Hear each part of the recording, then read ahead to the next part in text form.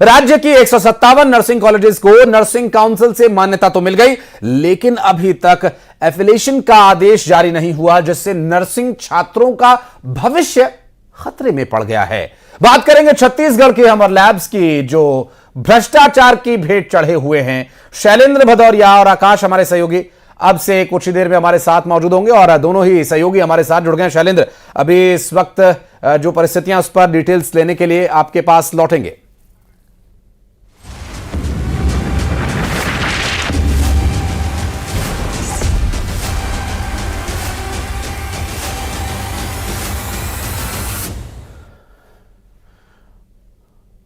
Ground zero पर शैलेंद्र और आकाश के पास चले, उससे पहले बात होगी मध्य प्रदेश के नर्सिंग कॉलेजेस की, जहां नर्सिंग कॉलेजेस की स्थिति क्या है। दरअसल नर्सिंग काउंसिल ने बीएससी नर्सिंग के 157 कॉलेजेस को मौजूदा सत्र के लिए मान्यता दे दी है, लेकिन इन कॉलेजेस के एफिलिएशन की जो प्रक्रिया है पूरी नहीं हुई है। सरकार की तरफ से आदेश जारी नहीं किया गया, जिसकी वजह से अब नर्सिंग कॉलेजेस के छात्रों का भविष्य अधर में लटका हुआ है। साथ ही आदेश जारी नहीं होने का असर नर्सिंग परीक्षा पर भी पड़ सकता है। एनएसयूआई ने सरकार से जल्द एफिलिएशन आदेश जारी किए जाने की मांग की। आपको बता दें कि पिछली बार भी सरकार की तरफ से 3 साल बाद मान्यता का आदेश जारी हुआ था, जिसकी वजह से 3 साल तक परीक्षाएं नर्सिंग की प्रभावित हुई थी। पेरेंट्स से कब तक उनको घर का खर्चा, यहाँ पे खाना पीने के कब तक व्यवस्था कराएंगे। वैसे बच्चों को बहुत ही स्ट्रेस हो रहा है इसकी वजह से कि कुछ होगा नहीं होगा, भविष्य को लेके बहुत ही परेशान हो रहे हैं बच्चे। तो इनको कुछ भी जल्दी से जल्दी यूनिवर्सिटी इसके ऊपर कुछ भी निर्णय ले। मैं आज से 4 साल पहले यहाँ पढ़ने आया था। फर्स्ट ईयर में एडमिशन लिया था मैंने 2021 में। अभी तक मेरा फर्स्ट ईयर क्लियर हुआ है, पर उसका रिजल्ट नहीं आया है।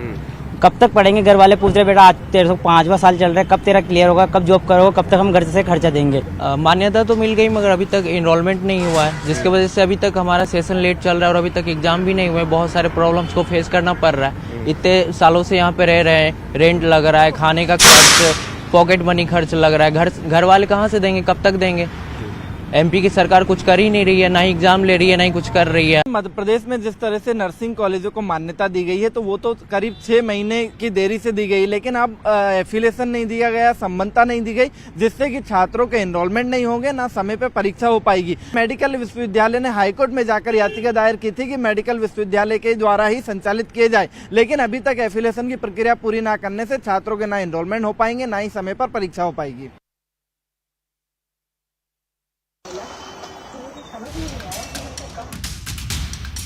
आदेश जारी नहीं किया मान्यता का, ऐसे में नर्सिंग के छात्रों का जो भविष्य है अब वो अंधकार में जा सकता है। हालांकि क्या इस बीच कोई ऐसा बीच का रास्ता निकलता है जिससे ये माना जाए कि नर्सिंग कॉलेजेस के जो छात्र छात्राएं हैं उन्हें अपने लक्ष्य तक जाने का मार्ग मिल सकता है, और क्या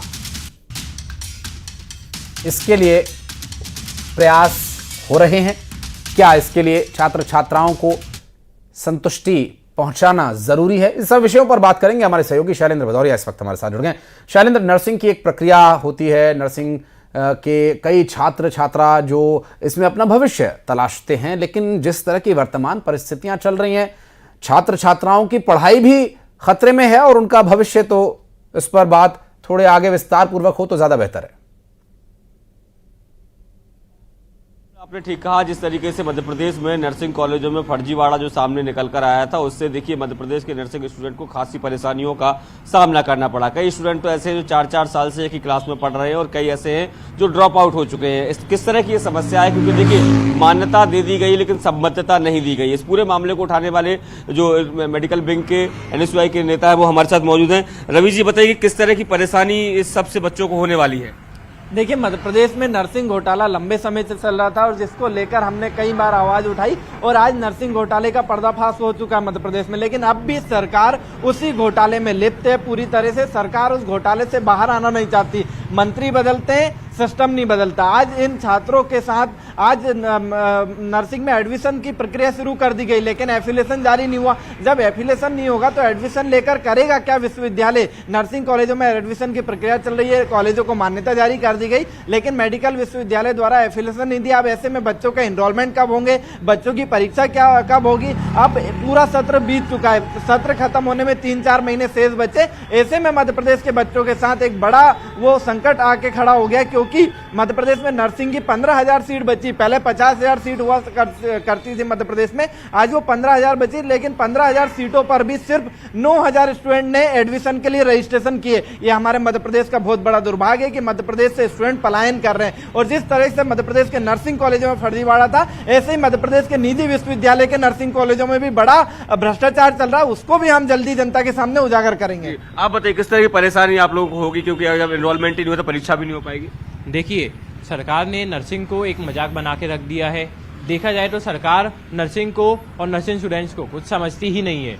आज नर्सिंग को मान्यता मिली नर्सिंग काउंसिल से, पर कॉलेजों को एफर्मेशन नहीं मिल रहा है। ऐसे में स्टूडेंट्स का जो भविष्य है वो आधे अधूरे फैसलों पे टाल दिया गया है।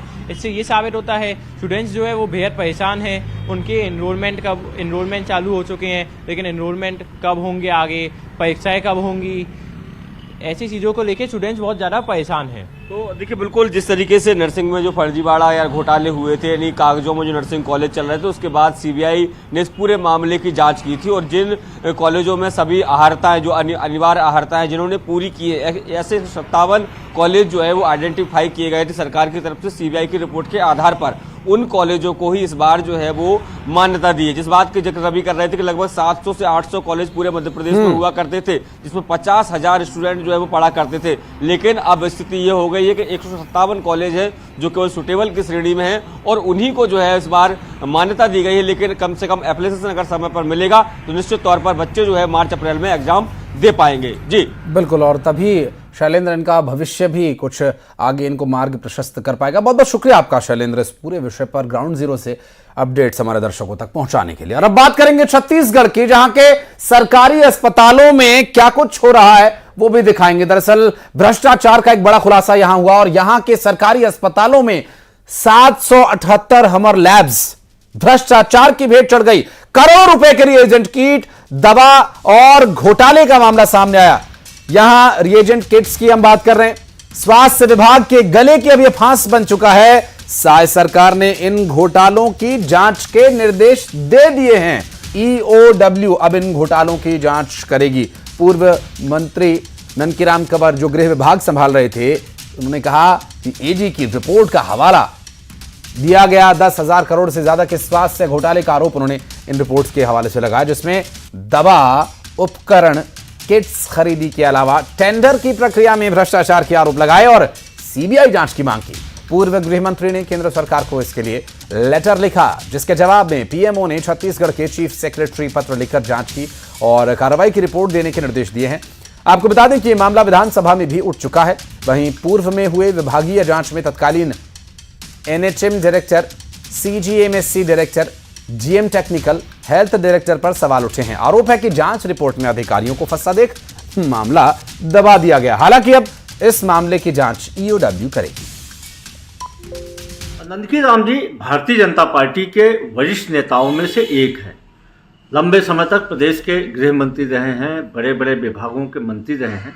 यदि उन्होंने अपनी ही सरकार के ऊपर में भ्रष्टाचार के गंभीर आरोप लगाए हैं तो निश्चित तौर पे इन आरोपों की जांच होनी चाहिए। हर मामले पे ननकीराम कंवर जी ने सरकार को कटघरे में खड़ा किया है। देखिए, रीजेंट खरीदी में जिस प्रकार से तमाम बातें आ रही थी और हमने भी साल भर में पड़ताल किया कि कई करोड़ की दवाइयाँ खरीदी की वजह से ख़राब हो गई। 15 दिन के अंतराल में ही जो 300-300 करोड़ रुपए की दवाइयाँ रीजेंट खरीदना कहीं न कहीं एक संदेह को जन्म दे रहा था। 28 करोड़ से ऊपर की रीजेंट खराब हो चुके हैं।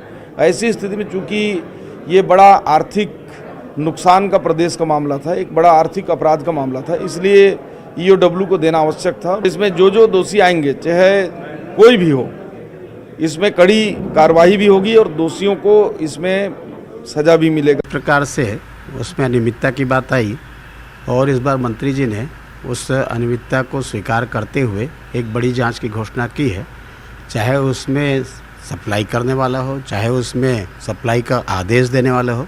यदि अनियमितता हुई है, इस बात को स्वीकार करते हैं, तो मंत्री ने ये भी कहा है हम कठोरता से कार्रवाई करेंगे। और इधर ननकीराम कंवर के घोटाले के आरोपों पर सिंहदेव ने कहा कि घोटाले की जांच होनी चाहिए। मैं स्वास्थ्य मंत्री था तब 2018 के चुनाव से पहले उन मशीनों को खरीदने का आदेश दिया। ओपन एंडेड मशीनों में किसी भी कंपनी का रिएजेंट आप खरीद कर सकते हैं।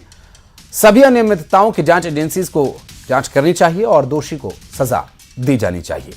2018 के चुनाव के पहले तत्कालीन भारतीय जनता पार्टी की सरकार के मंत्री जी ने उन मशीनों को खरीदने का आदेश दिया जो कि क्लोज्ड एंडेड मशीनें थी। जो इस बात को जानते हैं वो समझते होंगे कि क्लोज्ड एंडेड मशीन अर्थात उस मशीन में उसी कंपनी का रिएजेंट लगेगा, दूसरे का नहीं लगेगा। और जांच का विषय ये होना चाहिए कि जिस भाव में रिएजेंट खरीदा गया वो नेशनल रेट है कि नहीं है। और आकाश हमारे सहयोगी इस वक्त हमारे साथ मौजूद हैं। ग्राउंड जीरो से डिटेल्स लेने के लिए चलेंगे आकाश के पास। आकाश, गड़बड़ियों की बहुत सारी बातें हुई हैं, कोई गड़बड़ी के आरोप लगा रहा है तो कोई जांच की बात कर रहा है, लेकिन वर्तमान स्थिति क्या कहती है? स्वास्थ्य मंत्री, पूर्व डिप्टी सीएम, पूर्व स्वास्थ्य मंत्री, विधायक और तमाम जो लोगों की आपने बातें सुनी, एक बात स्पष्ट होता है कि घोटाले हुए हैं। स्वास्थ्य मंत्री ने माना है साल भर से लगातार जो है वो जांच करवाई जा रही थी और ये पुख्ता है। रिएजेंट खरीदी में घोटाला हुआ है, दवा खरीदी में घोटाला हुआ है, इक्विपमेंट खरीदी में घोटाला हुआ है, लेकिन उसके जिम्मेदार कौन है? जिम्मेदार वो अधिकारी हैं जो अभी भी सीजीएमएससी, स्वास्थ्य विभाग, एनएचएम के डायरेक्टर पद पर पहले थे और अभी भी कई सेवाएं दे रहे हैं। मामला 10,000 करोड़ के से अधिक के घोटाले का आरोप जो लगाया वो पूर्व गृह मंत्री ननकीराम कंवर ने लगाया। प्रधानमंत्री को पत्र लिखा सीबीआई जांच के लिए, इसके बाद चीफ सेक्रेटरी को पत्र आया और उसका जांच कराया जाएगा। तमाम चीजों पर नजर है और वो संवेदनशीलता अधिकारी की आप समझेंगे। हमारे साथ कुछ लोग हैं, उनसे बात करेंगे कि कितना गंभीर ये मुद्दा है। सीजीएमएससी में दवा खरीदी होता है, स्वास्थ्य विभाग में कई तरीके से घोटाले सामने आए। पूर्व गृह मंत्री ननकीराम कंवर ने आरोप लगाया घोटाला बड़ा हुआ है। अधिकारी क्यों बच जाते, क्यों उन पर कार्रवाई नहीं होती? दवा जो है आम लोगों को जाती है, मशीनरी से जांच आम लोगों का होता है। क्या गरीबों को जीने का हक नहीं है? देखिए, निश्चित रूप से गरीबों को जीने का पूरा हक है और सरकार जितनी भी योजनाएं लाती हैं वो गरीबों के भलाई के लिए लाती हैं। आप जैसे देखिए हमारा मेका आ रहा है, इसमें पूरा फ्री का जांचें होती हैं, कई सारे इलाजें होते हैं, सारे डीकेएस है, हमर लैब कई सारे खोले गए हैं जो कि जनहित के लिए खोले गए हैं। लेकिन अब इसमें भ्रष्टाचार किया जा रहा है जो कि एक स्वास्थ्य से जुड़ा मामला है। लोग अपने स्वास्थ्य के लिए पहुंचते हैं, अपना इलाज कराने पहुंचते हैं, लेकिन जब दवाइयाँ असर नहीं करेंगी तो मरीज कैसे ठीक होगा? लेकिन किसी चीज़ में मिलावट समझ में आता है, लेकिन जो चीज़ जो लोगों की जीवन रक्षक है उसमें मिलावटें होंगी तो आदमी किसके पास जाएगा? तो कहीं ना कहीं जैसा कि स्वास्थ्य मंत्री जी ने भी कहा है कि इस पे कार्रवाई किया जाएगा, तो मेरा उनसे ये निवेदन है कि इसमें कठिन से कठिन, कठोर से कठोर कार्रवाई की जाए और जो भी अधिकारी इसमें संलिप्त है या दोषी है उनको कड़ी से कड़ी सजा दी जाए। स्वास्थ्य विभाग के अधिकारियों की संकीर्ण मानसिकता इससे नजर आती है। क्या सिर्फ एजेंसी ही जिम्मेदार होती है कि विभाग के वो अधिकारी भी जिम्मेदार होंगे जो घोटाला कर रहे हैं, घटिया दवाएं, घटिया मशीनरीज खरीद रहे हैं, सेवाएं नहीं दे पा रहे हैं? निश्चित ही विष्णुदेव साय सरकार बहुत संवेदनशील सरकार है शिक्षा और स्वास्थ्य को लेके, और स्वास्थ्य विभाग का जो अभी एक घोटाला उजागर किया है माननीय हमारे पूर्व गृह मंत्री जी ने एजी की रिपोर्ट के आधार पर किया। उन्होंने कोई हवाबाजी वाली बात नहीं करी है। और जो घोटाला यहाँ पे उजागर हुआ है, चाहे लैब का भ्रष्टाचार हो, चाहे दवाइयों की खरीदी का मामला हो, चाहे उपकरण का मामला हो, सरकार जितने भी अधिकारी इस मामले में संलिप्त हैं, सरकार कटिबद्ध है ऐसे अधिकारियों के खिलाफ कार्रवाई करने के लिए। और हमको भरोसा भी है और लोगों को भी भरोसा है कि जब से सरकार आई है तब से इन्होंने पूरे पुराने जो बिल्कुल, बहुत शुक्रिया आकाश आपका इस पूरे मामले पर जानकारी ग्राउंड जीरो से हमारे दर्शकों तक पहुंचाने के लिए।